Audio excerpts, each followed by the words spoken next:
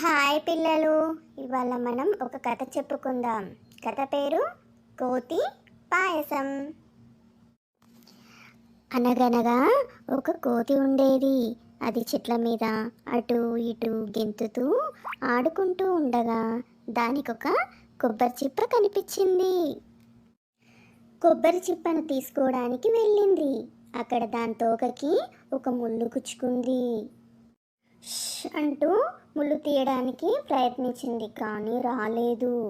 ఎవరు ముళ్ళు తీస్తారా అని వెతుక్కుంటూ వెళ్తూ ఉండగా దారిలో ఒక తాతని చూసింది.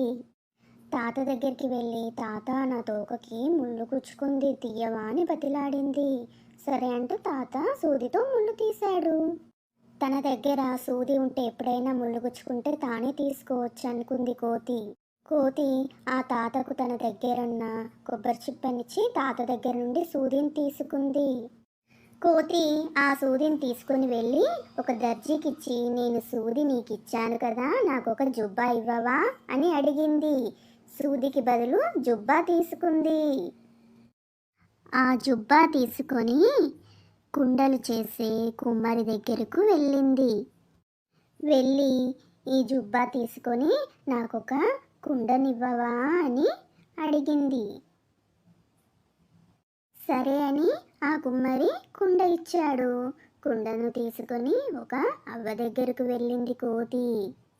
కోతి ఆ కుండను అవ్వకివ్వగానే అవ్వ ఆ కుండని ఇంట్లోకి తీసుకుపోయి ఆ కుండలో మంచి రుచికరమైన పాయసాన్ని వండి ఒక గిన్నెలో కోతికి తీసుకొచ్చి పెట్టింది. అవ్వ తీసుకొచ్చిన పాయసాన్ని కోతి ఎంతో సంతోషంగా తిని గెంతులు వేస్తూ వెళ్ళింది.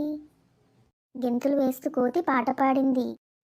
ముళ్ళు పోయి సూది వచ్చే ఢామ్ ఢామ్ ఢామ్, సూది పోయి జుబ్బా వచ్చే ఢామ్ ఢామ్ ఢామ్, జుబ్బా పోయి కుండ వచ్చే ఢామ్ ఢామ్ ఢామ్, కుండ పోయి పాయసం వచ్చే ఢామ్ ఢామ్ ఢామ్, పాయసం నాకు ఎంతో నచ్చే ఢామ్ ఢామ్ ఢామ్.